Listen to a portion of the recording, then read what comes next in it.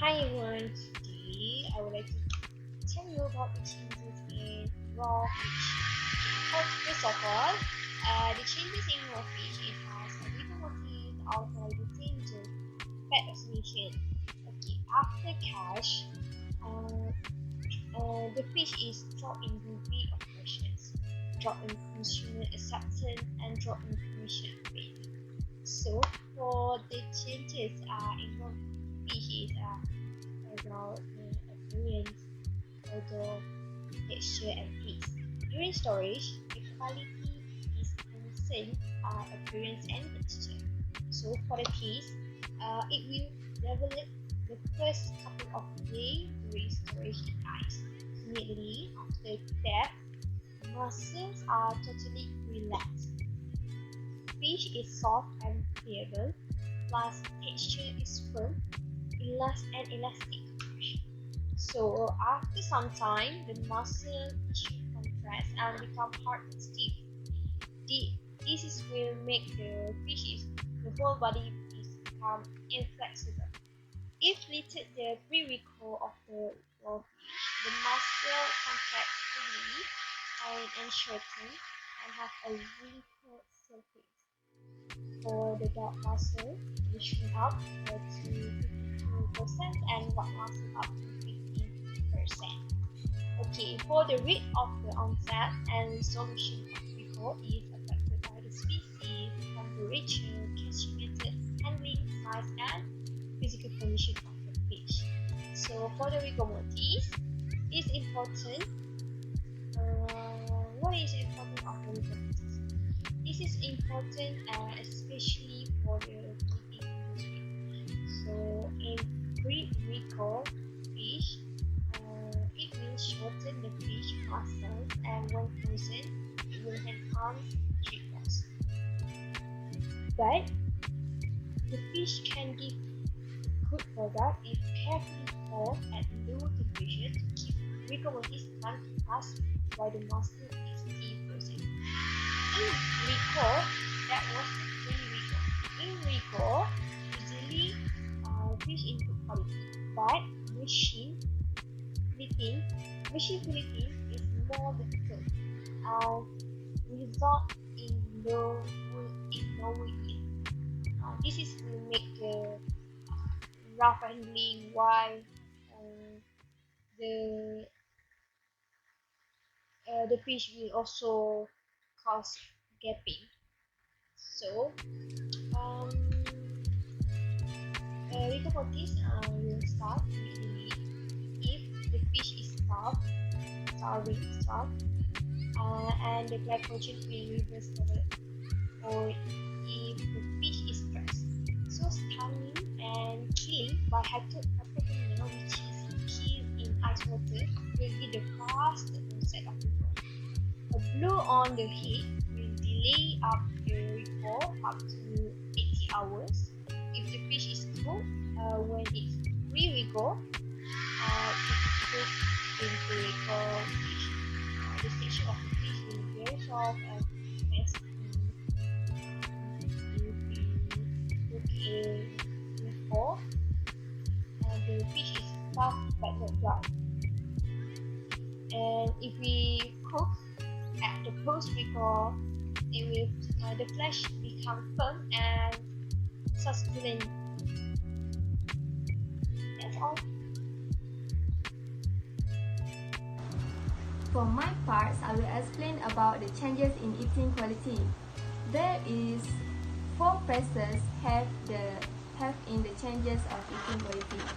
In phase 1, the fish is very fresh, sweety, and delicate taste. And next is the phase 2. Phase 2, the fish a loss of characteristic of odor and taste. And the fish flesh becomes natural but not of flavor, and the texture still pleasant. In phase 3, there is a sign of spoilage and pleasant smell, which is produced depends on species and the type of spoilage. The volatile compound may be trimethylamine, TNA, fishy smell derived from bacteria reductase, which is CNAO, CNA oxide. At the beginning of off-flavor phase may be slightly sour, fruity, and slightly bitter, especially in fat fish.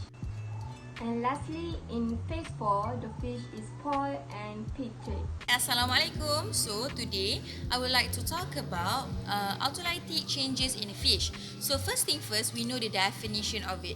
So autolysis can be called as self-digestion. So it contributes to very degree of control quality loss or microbially mediated process. So first thing first. At the point of death, there is no oxygen supply for the fish, making that the muscle tissue is lack of oxygen. So when there is no oxygen, no blood pumped at heart. For these cases, fish there is no the gills is not circulated enough, and it will goes to the anaerobic respiration. As you know that anaerobic respiration happen when the living organism is lack of oxygen. So when there is anaerobic respiration, the anaerobic respiration will produce 2 moles of ATP.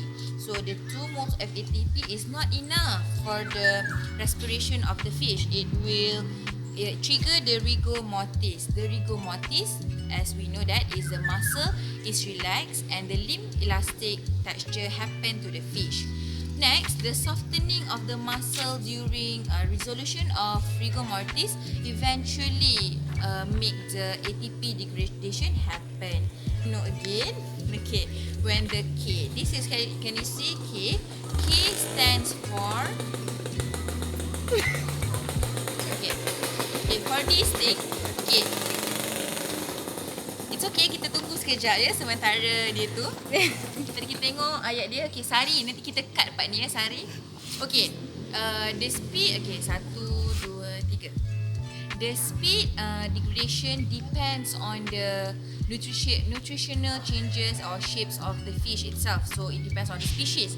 It can be shown by the K. K stands for the freshness index. So when the level of K is increases, it will lower the freshness level of the fish, and the effects of this, it will resulting in hypoxanthine. Hypoxanthine is the bitter of flavor of spoiled fish. At the same time, there is also proteolytic breakdown happen at the fish. It means that the proteolytic happen. Why boleh pusing tak kita? Sorry. Okay, tak apa. So 1, 2, 3. So at the same time, there is proteolytic breakdown happen where the extensive softening of the tissue. The proteolytic breakdown is where the extensive softening of the tissue happen. It will make belly bursting of the fish. So the belly bursting happen when the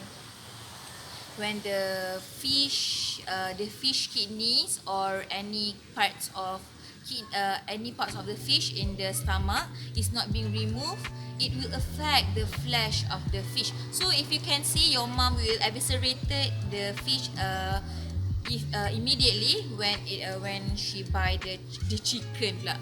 Sabar, 1, 2, 3. So if you can see, your mom will eviscerate it and remove all the guts, the stomach and the kidney from the fish right after she bought the fish from the market. So since the belly bursting will increase the growth of spoilage bacteria in the fish itself. So that's all from me. Thank you. Wow, dia punya Bacteria flora of fish contain at skin, gill and intestine. After that, the redox potential in fish muscle will remain high, and to a varying extent, all marine fish have trimethylamine oxidase TMAO, which has possible functions of TMAO detoxified waste product, an osmoregulator, an anti-freezing, or waste product present due to bioaccumulation. TMAO will permit higher redox potential to remain in muscle tissue, like little endogenous reduction of TMAO happen. However, TMAO will reduce to TMA and cause intense odor compound, which responsible for ultimate sensory rejection of fresh fish with higher initial TMAO content.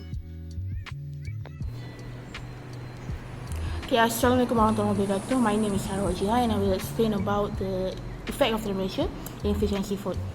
First of all, the fish and seafood is mostly stored at low temperature. At low temperature, it will retard the spoilage reaction, and if the temperature is low enough, it will stop the spoilage reaction. Temperature plays a big important role when it comes to storage, when it comes to keeping the freshness of the fish meat. So there are two techniques to retain the freshness of the fish. First of all is freezing the fish meat and chilling the fish meat. Freezing will affect the water crystal in the fish because most of the fish contain 60 to 80% water content in the body. So the water content in the body will crystallize during freezing, and the cell wall of the fish is flexible enough to control the expansion of the water crystal in the fish, and it will not deteriorate the fish meat.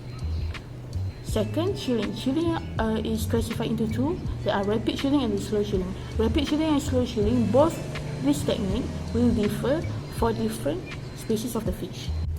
And when we're talking about the temperature, it will closely related to microbial growth. So it is important to control the temperature to not let the microbes growth in the fish meat.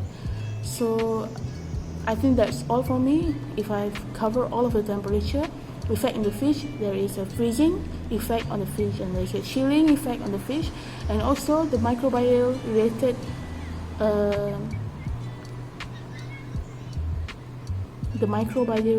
relationship with the temperature controlling for the fish meat.